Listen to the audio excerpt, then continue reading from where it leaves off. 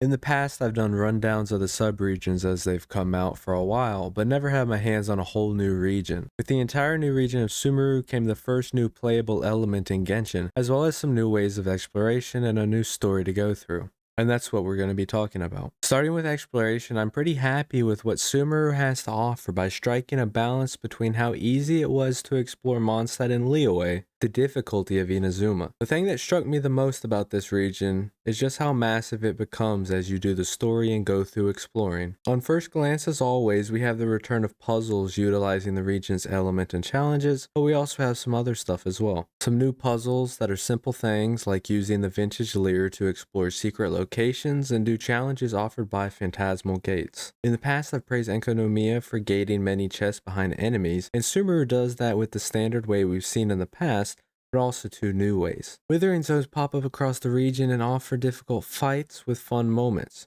Just try not to die to the decay accumulation. The other type is stone pillar seals that react pyro to unseal a powerful monster. So again, a nice fight. A more Inazuma-like puzzle is using Dendro granums to shoot at these floating objects. It just lacks the same level of complexity as we've seen in the other region. There's also the nurseries in which you need to bloom all the specific tiles to reach the flower. The thing I was most excited from Inazuma that I felt like successfully rewarded people for exploration was the Sakura tree, and I'm so glad Sumeru brought something similar to reward exploring. Unfortunately, it isn't amazing visually since it looks like a massive turnip, but we'll take those. Being rewarded in billips and wiships is a good thing.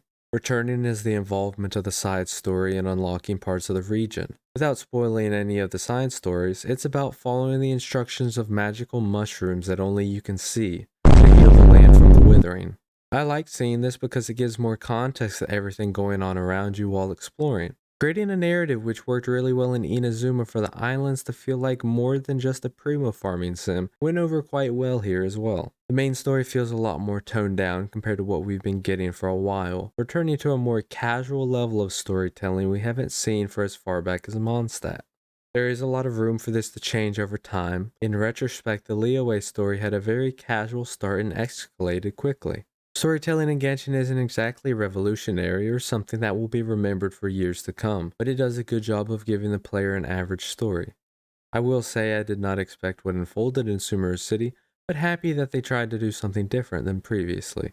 Tighnari's story quest surprised. I wasn't expecting what the story had to offer. The issue I find is that it failed to offer a good way to trial him as a character. I am happy that Genshin has been upping their game with these quests about characters since it breathes more life into them. However, trialing should do a better job with selling you the playstyle of the character so that when a banner comes up for them, you'll know how they play and that it's something that you enjoy enough to get.